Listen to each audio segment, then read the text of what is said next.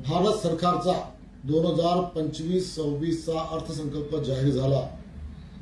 विशेषतः उद्याच्या भारताच्या अर्थव्यवस्थेला चालना देणारा अर्थसंकल्प असं ह्या अर्थसंकल्पाला स्वरूप म्हणता येईल।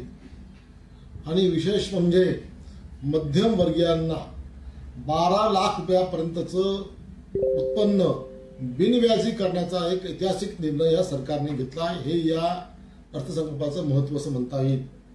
आरोग्य क्षेत्र असो, कृषी क्षेत्र असो, पर्यटन क्षेत्र असो किंवा पायाभूत क्षेत्रामध्ये विशेष निधी देऊन त्यांना उद्याच्या भारताच्या दृष्टीने उत्पन्नाच्या दृष्टीने त्यांची वाढ करण्याच्या दृष्टीने असो असा एक सर्वांगीण विकासाचा देशाच्या हा अर्थसंकल्प आज आपल्यापुढे जाहीर झाला।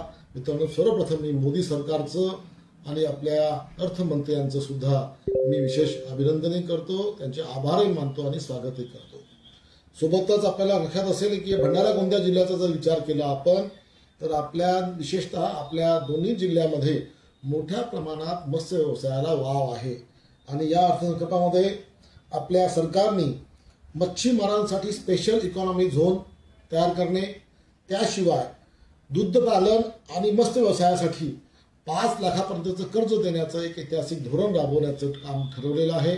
मला वाटतं ह्या दोन्ही योजना आमच्या भंडारा गोंदिया जिल्ह्यासाठी विशेषतः आमच्या शेतकऱ्यांसाठी एक वेगळं काहीतरी घेऊन येईल असा विश्वास मला या माध्यमातून व्यक्त करायचा आहे। पर्यटन क्षेत्राचा विचार केला तर साधारणतः पूर्ण देशभर 50 नवीन पर्यटन क्षेत्र, आयकॉनिक क्षेत्र काही विशेष हे करून नवीन उत्पादन करून त्याच्यामध्ये पर्यटन क्षेत्रामध्ये विशेष भर देऊन सरकारचा मानस दिसतो। आणि देशामध्ये वैद्यकीय पर्यटन वाढण्याच्या दृष्टीने सुद्धा विशेष पावले उचलण्याचं धोरण या सरकारने या अर्थसंकल्पात राबवलेलं आहे।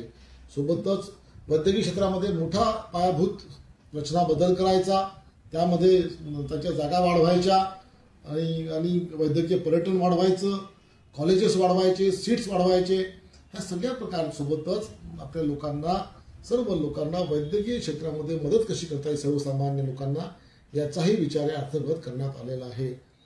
शेतकरी, आरोग्य आणि पर्यटन या सर्व क्षेत्रामध्ये सर्वांचा आणि विशेषतः मध्यमवर्गीय जे काही आपले थोडंफार उत्पन्न करणारे लोक आहेत 12 लाखापर्यंतचा, असा सगळ्यांना मोठा दिलासा या अर्थसंकल्पात मिळणार आहे।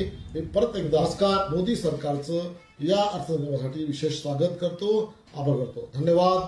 जय हिंद, जय भारत।